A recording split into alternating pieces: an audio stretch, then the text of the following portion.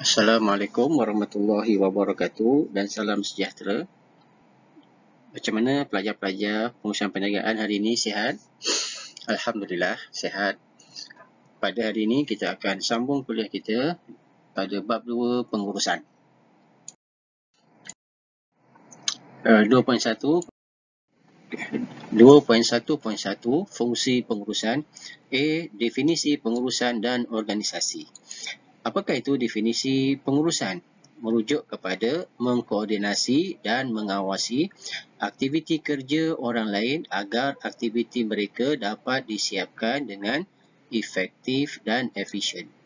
Ini adalah definisi yang diberikan oleh Stephen P. Robin pada tahun 2013. Definisi yang kedua ialah proses merancang dan mengorganisasi, memimpin dan mengawal sumber-sumber organisasi untuk mencapai matlamat organisasi secara efektif dan efisien. Ini adalah definisi yang diberikan oleh Richard L. Duff pada tahun 2006. Berdasarkan kepada definisi yang diberikan, perkara penting yang kita kena lihat ialah yang pertama, apakah yang dimaksudkan dengan mengkoordinasi? Yang kedua, apakah itu efektif dan efisien? Mengkoordinasi ini bermaksud bahawa pihak pengurusan perlu sentiasa menyelaras aktiviti yang dilakukan ataupun tindakan yang dilakukan oleh setiap jabatan atau setiap unit. Manakala efektif ini merujuk kepada berkesan, iaitu aktiviti yang dilakukan mestilah berkesan, iaitu mencapai apa yang ingin diharapkan. Sebagai contoh, pihak pengurusan mengharapkan jabatan pengiklanan membuat satu promosi yang dapat meningkatkan jualan. Bermaksud, aktiviti pengiklanan itu mestilah dapat menarik minat pelanggan untuk membuat pembelian. Dan efisien pula merujuk kepada cekap. Cekap di sini ialah tiada sebarang pembaziran sama ada dari segi sumber manusia ataupun sumber keuangan ataupun sumber masa. Jadi di sini pihak pengurusan perlulah melihat kepada semua aspek supaya aktiviti yang hendak dicapai itu dapat dilaksanakan dengan efektif dan efisien. Seterusnya, definisi organisasi. Ia merujuk kepada satu penyusunan tenaga manusia secara terancang untuk mencapai matlamat tertentu. Definisi yang kedua ialah gabungan dua atau lebih orang yang bekerja secara sistematik dan berstruktur untuk mencapai matlamat organisasi. Berdasarkan kepada definisi ini, organisasi kita boleh maksudkan sebagai bilangan tenaga kerja yang ramai dan kemudian tenaga kerja tersebut akan dibahagikan kepada beberapa jabatan ataupun unit. Sebagai contoh, jabatan sumber manusia, jabatan perakaunan, jabatan pemasaran dan jabatan pengeluaran. Di mana tujuan penyusunan ini dilakukan untuk mencapai matlamat, sama ada matlamat dari aspek keuangan ataupun matlamat yang lain.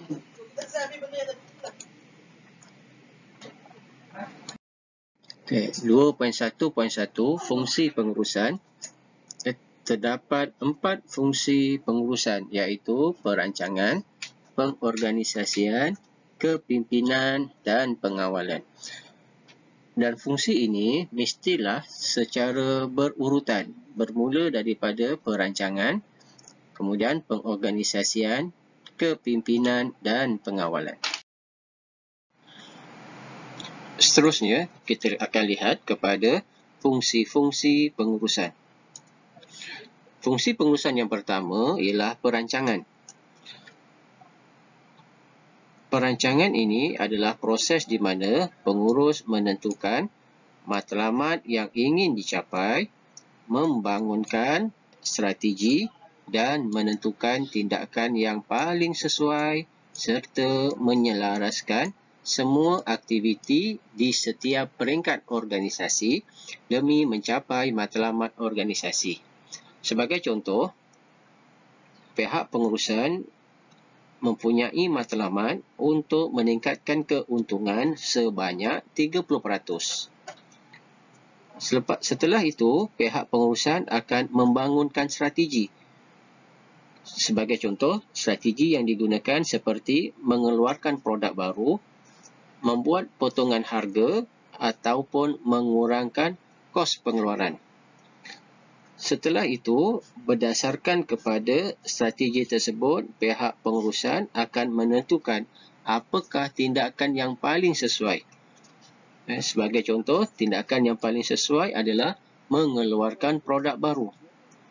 Setelah itu, setiap peringkat di dalam organisasi akan bekerja untuk ke arah matlamat tersebut.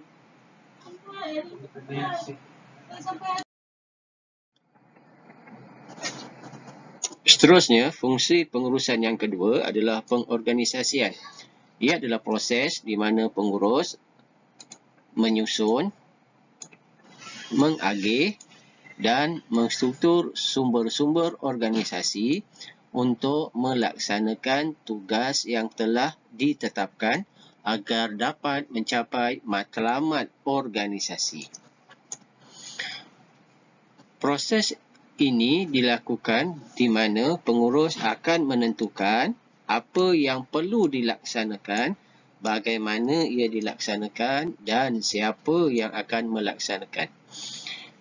Pada peringkat pengorganisasian, pengurus akan membahagikan organisasi kepada beberapa jabatan seperti Jabatan Sumber Manusia, Jabatan Perakaunan, Jabatan Pemasaran dan Jabatan Pengeluaran.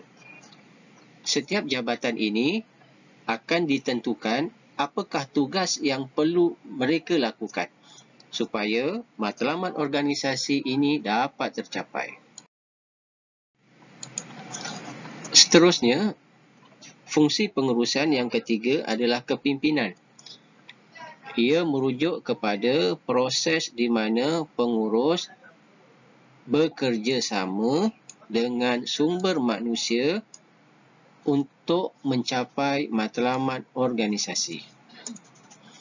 Proses ini dilakukan di mana pengurus akan memberikan motivasi, memimpin dan melaksanakan segala tindakan yang melibatkan berurusan dengan sumber manusia untuk mencapai matlamat organisasi. Pengurus juga akan cuba mempengaruhi gelagat pekerja agar mereka dapat melaksanakan tugas yang diberikan dengan efektif dan efisien. Seterusnya, fungsi yang keempat adalah pengawalan, iaitu proses di mana pengurus akan memantau aktiviti-aktiviti semasa, membandingkan prestasi dan membuat tindakan pembetulan bagi memastikan hasil akhir kerja tercapai seperti yang telah. Seterusnya, kita lihat kepada peringkat pengurusan.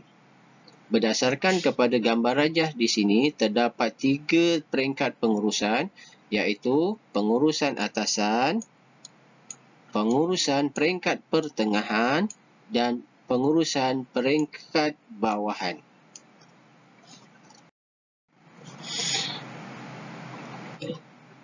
Kita lihat yang pertama. Apakah itu peringkat pengurusan atasan? Pengurusan atasan ini dia akan bertanggungjawab terhadap organisasi secara keseluruhan. Bermaksud bahawa pihak pengurusan ini akan membuat keputusan yang mana keputusan ini akan memberikan kesan kepada organisasi secara menyeluruh. Kemudian pihak pengurusan akan membangunkan matlamat dan membuat perancangan yang akan memberi kesan kepada keseluruhan organisasi. Pihak pengurusan akan memberikan tumpuan kepada perancangan jangka panjang ataupun perancangan strategik. Maksudnya di sini, tumpuan yang diberikan adalah perancangan jangka panjang yang mengambil masa lebih daripada 3 tahun. Pihak pengurusan juga akan menetapkan dan menggariskan visi, misi, dasar, polisi dan matlamat organisasi dan kemudian membimbing organisasi agar interaksinya dengan persekitaran adalah baik. Contoh, pihak pengurusan seperti Ketua Pegawai Eksekutif atau CEO, Presiden ataupun Naib Presiden. Kedua, pengurusan pertengahan, iaitu pihak pengurusan yang berada di antara pengurusan atasan dan pengurusan bawahan. Kemudian, pihak pengurusan pertengahan ini akan menyelia pengurusan bawahan. Pengurusan pertengahan ini akan bertanggungjawab untuk melaksanakan segala keputusan yang telah dibuat oleh pengurusan atasan. Bermaksud bahawa apabila pihak pengurusan atasan membuat dasar, membuat polisi, semua dasar atau polisi tersebut akan dilaksanakan oleh pengurusan pertengahan. Seterusnya, pihak pengurusan pertengahan ini akan merangka keputusan jangka sederhana berpandukan kepada matlamat yang telah ditetapkan oleh pihak pengurusan atasan. Seterusnya, pengurusan pertengahan akan membuat laporan kepada pengurusan atasan. Contoh, pihak pengurusan atasan ini seperti Ketua Jabatan Pembangunan Produk ataupun pengurus sumber manusia ataupun pengurus pemasaran. Seterusnya, pengurus bawahan. Pengurus bawahan ini adalah pengurus baris pertama atau first line manager yang akan bertanggungjawab ke atas pekerja organisasi yang tidak terlibat dalam pengurusan. Bermaksud, pekerja yang tidak terlibat dalam pengurusan ini bermaksud pekerja yang terlibat dalam operasi pengeluaran. Contohnya seperti operator pengeluaran ataupun pihak kerani ataupun pihak pekerja yang tak terlibat dengan pengurusan. Kemudian, pengurus bawahan ini akan bertanggungjawab secara langsung ke atas pengeluaran produk dan juga perkhidmatan. Seterusnya, membuat laporan kepada pengurus pertengahan. Tumpuan adalah kepada perancangan jangka pendek. Perancangan jangka pendek ini bermaksud perancangan yang dibuat sama ada dalam bentuk harian, mingguan ataupun bulanan. Secara umumnya, perancangan jangka pendek ini mengambil masa kurang daripada setahun.